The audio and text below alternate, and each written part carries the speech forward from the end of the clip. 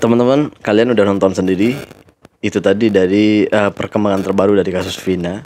Dan yang tadi itu yang menceritakan itu adalah kakak Vina dengan produser yang membuat film. Jadi ada orang yang datang yang mengaku polisi ke rumahnya Vina, ke kakaknya Vina lah, berbicara dengan kakaknya Vina, berinteraksi dengan kakaknya Vina, dan datang juga ke tempat syuting. Seakan-akan film ini tidak boleh tayang, tidak boleh dibuat gitu. Namun tetap dibuat. Disitulah awal dari bangkitnya kasus ini lagi. Awal-awalnya tuh kasus ini sudah hilang, sudah lenyap, sudah hilang, sudah terkubur. Sudah terkubur guys. Seakan-akan gimana ya, mencari berita tentang Vina ini udah nggak ada lah, udah nggak ada berita tentang Vina ini. Udah terkubur banget, udah nggak ada. Seakan-akan ada oknum yang sengaja mau menghilangkan kasus ini. Itu yang dibicarakan oleh Hotman Paris. Seakan-akan ada oknum yang mau menghilangkan kasus ini. Gitu guys. Ini masuk akal. Karena udah 8 tahun. Udah 8 tahun gitu. Nggak ada perkembangan apapun. Dan nggak ada informasi apapun dari kepolisian. Gitu. Di baru-baru ini ada film. Dibuatkanlah film tentang Vina. Disitulah ramai lagi, viral lagi, terjadilah perbincangan di sosial media baik itu. Disitulah polisi mau bergerak lagi. Selama 8 tahun kemana? Kok baru sekarang, baru ada film, baru bergerak lagi? Gue yakin di sana kalang kabut sekarang. Gini guys, ada yang berkomentar di videoku yang sebelumnya itu. Dia bilang gini, gak mungkin ada orang dalam. Karena bapaknya Eki, bapaknya korban, bapaknya cowoknya Vina itu adalah polisi juga gitu. Jadi gak mungkin ada orang dalam. Kalian ingat kan kasus Ferdy Sambo yang beberapa tahun kemarin? Di situ polisi dengan polisi loh. Masih diakalin. Masih dibuatkan cerita gini lah gitulah. Itu polisi sama polisi. Yang sekarang hanya anaknya polisi dan pangkatnya rendah. Gitu guys. Vina ini adalah hanya seorang anak TKI yang ibunya kerja di Malaysia. Pada waktu Vina meninggal di tahun 2016 lalu, pada bulan Agustus itu, ibunya masih ada di Malaysia. Ibunya pulang setelah Vina meninggal, itu baru pulang. Itu bosnya ini baik loh. Karena kontraknya masih lama, tapi diperbolehkan pulang. Bahkan majikannya menyuruh pulang. Bahkan menurut cerita si ibunya, waktu ibunya shock, waktu ibunya stres karena anaknya meninggal, itu nggak dibolehin pulang karena takut ada apa-apa, takut bahaya lah di jalan. Akhirnya setelah ibunya sudah sehat, sudah normal, baru diperbolehkan pulang. Ibunya kerja di Malaysia pada waktu itu. Hanya tinggal bapaknya sama kakaknya di sana, sama adiknya gitu, yang tinggal di Cirebon sana. Bagi kalian yang belum paham nih, ada apa dengan Vina ini? Siapa Vina? Ada yang bertanya juga di kolom komentar yang kemarin itu, di videoku yang kemarin. Siapa sih Vina ini? Kok viral banget? Kok banyak YouTuber yang membahas tentang Vina ini? Oke, gue ceritain sedikit. Vina ini adalah seorang anak TKI yang ibunya kerja di Malaysia pada tahun 2016. Agustus tahun 2016 pada malam minggu, si Vina ini keluar dari rumahnya dengan cowoknya atau dengan pakwonya. Keluar pada malam minggu.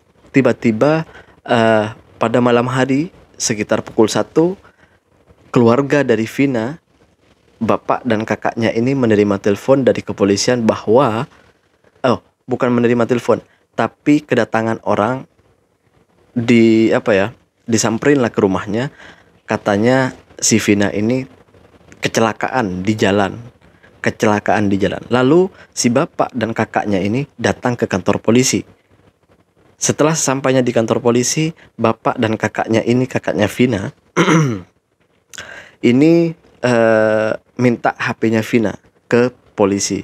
Dikasihlah HP atau telepon bimbitnya Vina ini ke bapaknya. Setelah dicek, ternyata telepon Vina ini masih utuh. Disitulah mulai ada kecurigaan, mulai ada kok aneh gitu ya. Orang kecelakaan kok teleponnya masih utuh.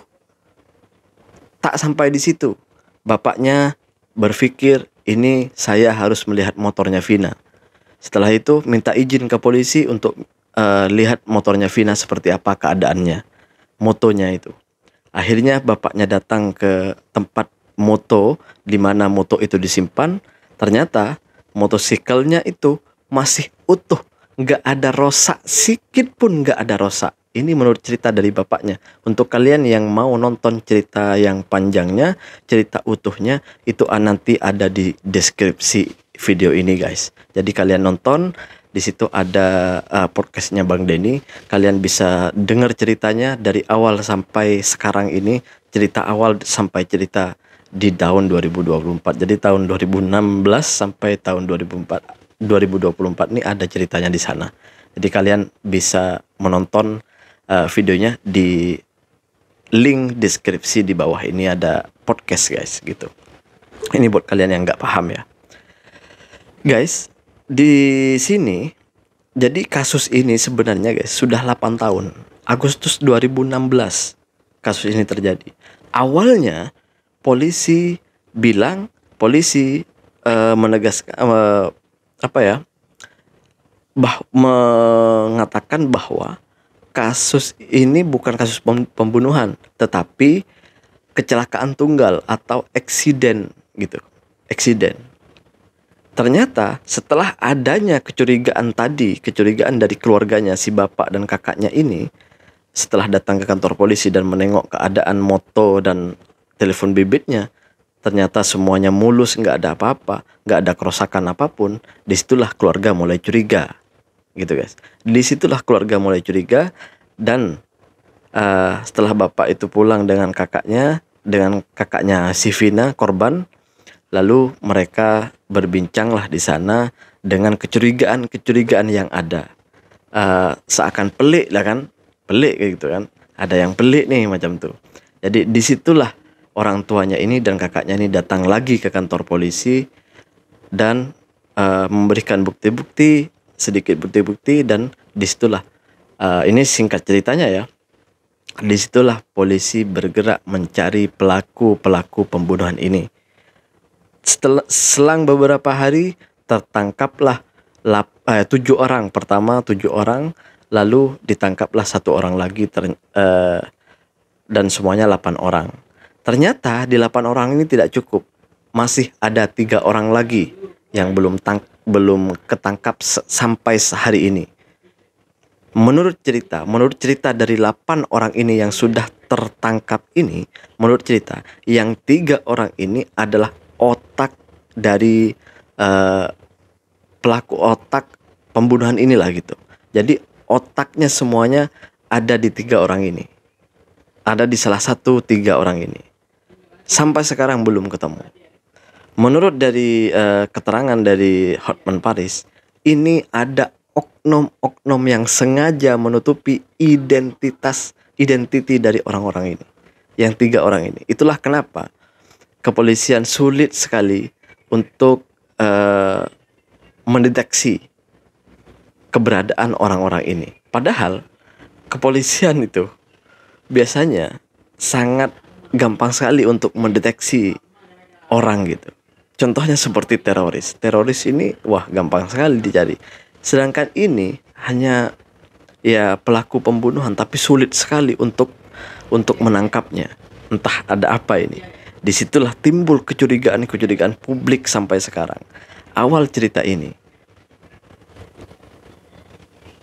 viralnya kasus ini lagi itu karena film atau movie yang tayang di Indonesia dan tayang di Malaysia gitu guys. Jadi awal-awal ceritanya gitu.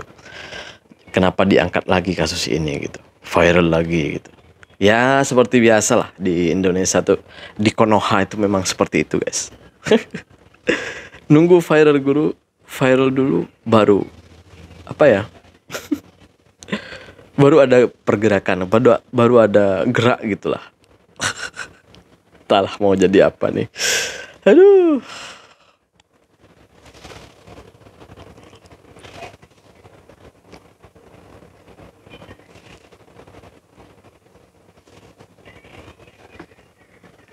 Ini dia guys.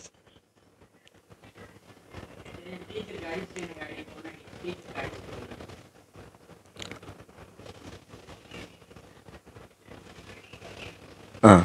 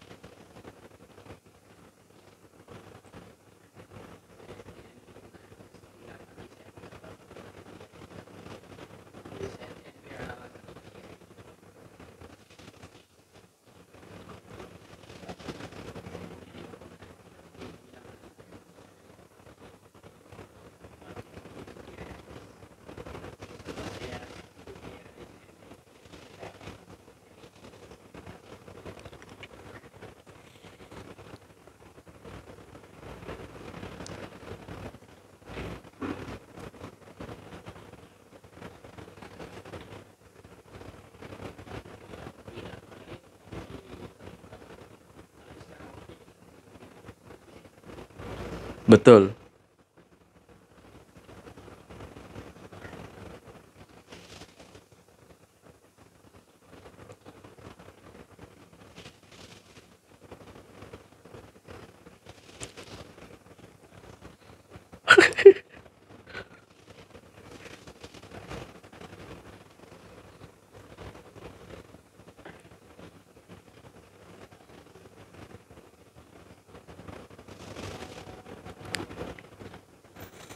Nah, bukan gue yang ngomong ya.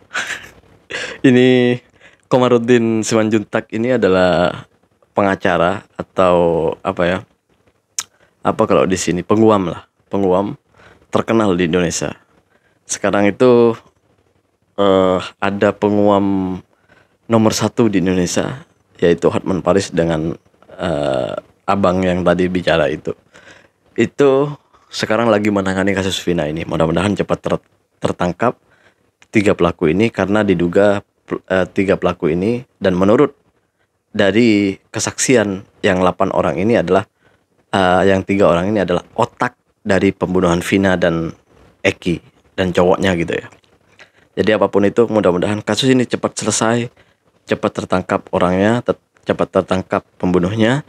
Mudah-mudahan ke depan tidak ada lagi Vina-Vina yang selanjutnya. Mudah-mudahan polisi kita bisa cepat berubah, bisa menjadi yang lebih baik. Semoga semangat Pak Polisi, semangat apapun yang terjadi, semangat tetap tegakkan keadilan dimanapun kalian berada.